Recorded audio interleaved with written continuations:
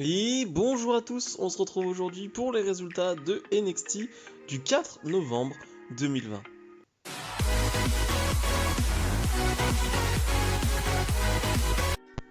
C'était un épisode de NXT très spécial parce que on pourrait presque dire que c'était un mini takeover. On avait énormément de matchs annoncés à l'avance et surtout des matchs qui sur le papier ne pouvaient qu'être bons. Donc c'est vrai que c'était un épisode que j'attendais énormément.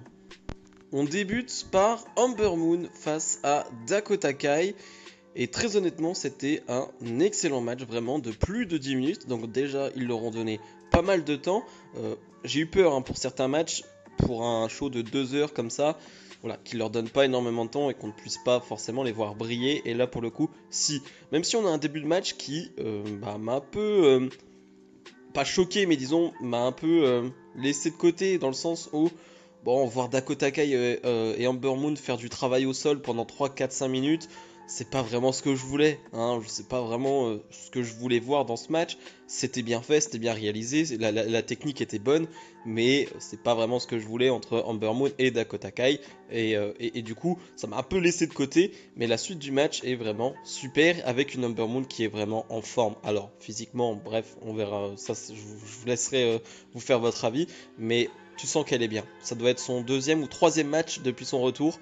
Et sortir une telle performance, c'est quand même pas mal. C'est quand même très intéressant de voir une Ember Moon qui est déjà à ce niveau-là face à une adversaire Dakota Kai qui n'a plus rien à prouver cette année. Vraiment, je trouve qu'elle a vraiment passé un palier. Elle est vraiment au-dessus. Voilà, elle est vraiment dans le haut du panier de NXT, alors que je la trouvais dans le milieu, tu vois, un peu genre c'est pas mal, mais on sait pas trop. Non, là, Dakota Kai, pour moi, a vraiment passé un palier cette année. Donc, vraiment grosse valeur sûre de NXT. Ce qui nous donne un match vraiment très sympa que je vous recommande. Avec une fin où je m'y attendais un peu. Une distraction de Raquel Gonzalez qui va profiter à Dakota Kai. Dakota Kai qui va remporter ce match. Je m'y attendais un peu. Voilà, Raquel Gonzalez qui fait beaucoup d'interventions comme ça. C'est dommage pour Ember Moon, même si, voilà, Ember Moon, tranquille, il faut la reconstruire, il faut la refaire catcher, et voilà, on a encore le temps pour Ember Moon, mais en tout cas, c'était vraiment un chouette match. Kushida face à Cameron Grimes, Kushida qui a un peu une nouvelle attitude, cette attitude plus agressive, il reste face, mais très agressif, et un Cameron Grimes qui sort de son match dans la maison de l'horreur face à Dexter Lumis, et les commentateurs nous rappellent bien, il est un peu traumatisé au début de match, il est un peu ailleurs en ce début de match, et j'aime bien qu'on en fasse une petite référence, que Cameron Grimes n'en sort pas comme ça indemne. Ça c'est plutôt cool. On a un match ensuite derrière où on leur laisse du temps, là aussi, plus de 10 minutes de combat, un combat de bon niveau, j'ai envie de dire. Ouais, c'était un bon combat. On peut le dire que c'était un bon combat avec un Kushida qui va vraiment s'attaquer au bras de Cameron Grimes dès le début du match. Il va pas le laisser respirer directement. Grosse attaque sur le bras et il va continuer pendant tout le match. Et Kushida est tellement bon. Kushida techniquement c'est quand même très très très très fort. Les techniques au sol sur le bras avec les soumissions derrière, c'est vraiment du très bon niveau. Il y a vraiment rien à dire. J'adore Kushida et je l'adore encore plus avec cette nouvelle attitude. Donc vraiment un excellent match avec une fin. Je suis partagé sur la fin. Je la comprends, mais en même temps j'aime pas trop parce que va y avoir encore une fin un peu hasardeuse avec l'arbitre qui va se faire attaquer sans faire exprès, qui va prendre un coup, et voilà, ça fait une fin pas très clean comme sur le premier match, et 2 matchs d'affilée avec une fin qui n'est pas clean. J'aime pas trop ça en termes de booking, même si voilà, l'autre partie que j'aime bien, c'est que c'est l'arbitre zombie entre guillemets qui va arriver et qui qui était dans le match face à Cameron Grimes. Enfin, dans le match Cameron Grimes Dexter Lumis. Donc il y a une petite référence, Cameron Grimes qui va pas s'en remettre et qui va là aussi être un peu ailleurs et qui va abandonner face à Kushida. Donc grosse victoire de Kushida qui enchaîne les grosses victoires et ça c'est vraiment très très cool. Everrise face à Drake Maverick et Killian Dane. Drake Maverick et Killian Dane qui ont une musique d'entrée qui ne colle pas du tout à Killian Dane, mais qui est un peu marrante parce que c'est un peu mignon. Et du coup, Drake Maverick va danser autour de Killian Dane. voilà, hein, toujours le côté comique de Drake Maverick avec le côté très brut de Killian Dane qui ne veut pas vraiment être copain avec Drake Maverick, mais quand même qui cède un peu quand même. Hein. On va pas voir beaucoup de ce match parce que ça va vite être interrompu par le nouveau clan de Pat McAfee avec Oney Lorcan, Danny Burch et surtout Pete Dunne. Je dis surtout Pete Dunne parce que j'ai envie de parler de Pete Dunne, mais on l'a pas vu encore torse nu en tenue de combat, mais il a l'air dans une forme physique incroyable, Pete Dunne, vraiment. Alors je me base que sur les bras, mais c'est quand même assez impressionnant la différence par rapport à avant. Je dis pas qu'il était pas dans une forme dingue avant, mais là quand même, il a l'air assez steak comme on dit, et ouais, c'est assez impressionnant à voir. Donc voilà, ils vont faire le ménage et Pat McAfee qui va faire une longue promo. J'ai apprécié, on va dire, l'ensemble, même si j'ai trouvé que la promo était un chouïa long, vraiment, un chouïa long. Pat McAfee qui veut rendre un mini hommage à Undisputed Era en disant que voilà, c'est le passé. Ils vont montrer même des moments d'Undisputed Era voilà, des moments en commun entre Undisputed Era et ce clan-là, en disant que à chaque fois, Undisputed Era a été pushé, Undisputed Era a été à chaque fois mis en avant, et ce qui a laissé beaucoup de personnes en retrait, dont ce clan-là. Et donc ils veulent au début, voilà, faire un petit hommage, mettre le drapeau Undisputed Era, voilà, au-dessus du ring, mais finalement ils vont pas le faire et ils vont plutôt brûler ce drapeau. Ils vont vouloir s'en aller, et là il y a un moment très important je trouve, c'est Killian Dane qui va se relever, et voilà, ils vont être sur le parking, hein, ce fameux parking de la mort du côté de NXT, et Pete Dunne va vraiment s'énerver sur Killian Dane, va être très violent, va lui mettre la portière dans la tête.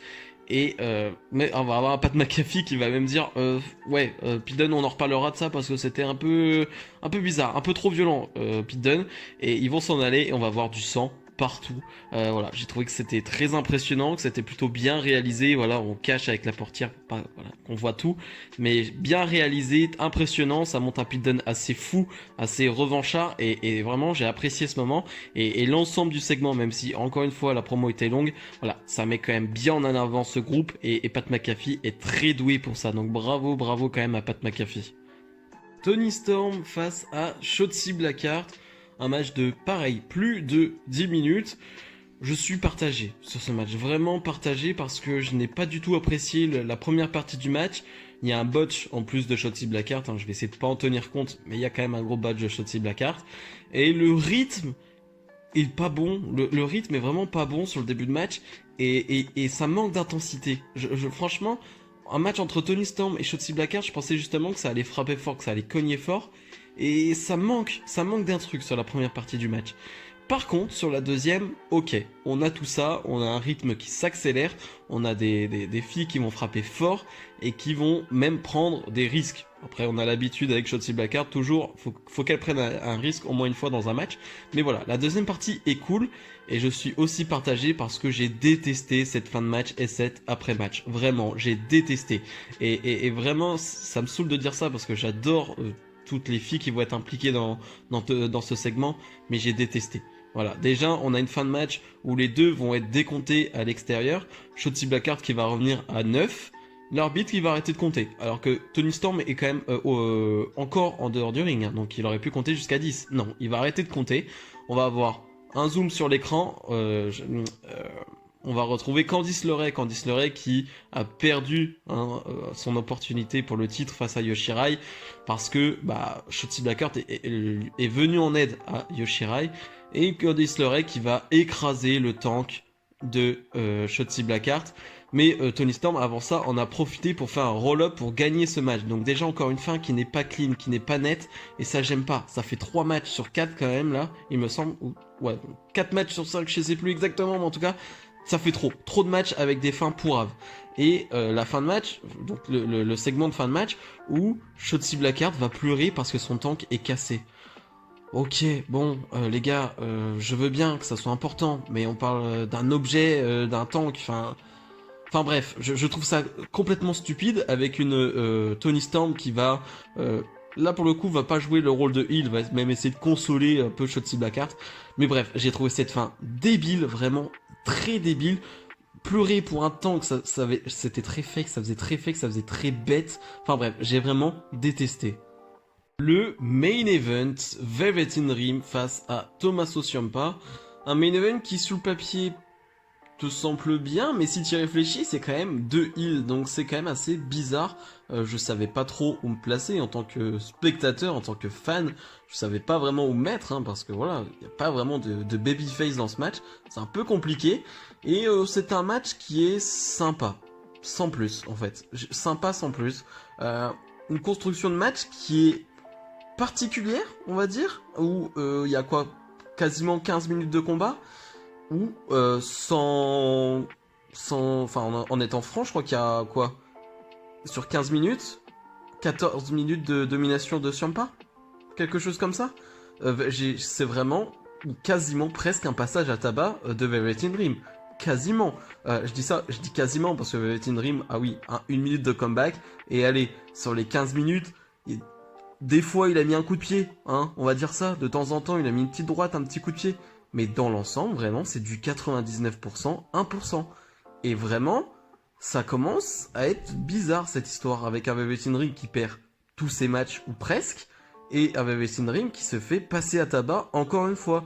Je sais pas, je trouve ça assez bizarre, assez particulier, ce qui fait que le match est, comme je le dis, sympa mais sans plus, parce que voilà, tu peux pas non plus être à fond dans un match où il y en a que un qui brille en fait. Donc c'est vrai que c'est assez bizarre. C'est vraiment, je sors de ce main event, je sais pas quoi en penser. Je sais pas quoi penser de ce qu'ils vont faire ou ce qu'ils veulent faire avec Velvet in Dream. Est-ce que c'est encore une punition? Je sais pas. Je comprends pas trop. Une fin de match, encore une fois, qui va être assez clean, mais forcément, encore, on nous ramène quelque chose. Velvet in Dream qui va vouloir ramener une chaise. L'arbitre qui va être distrait, mais finalement, ça ne va pas servir à grand chose. Ciampa qui va gagner ce match en plus. Donc vraiment, domination totale.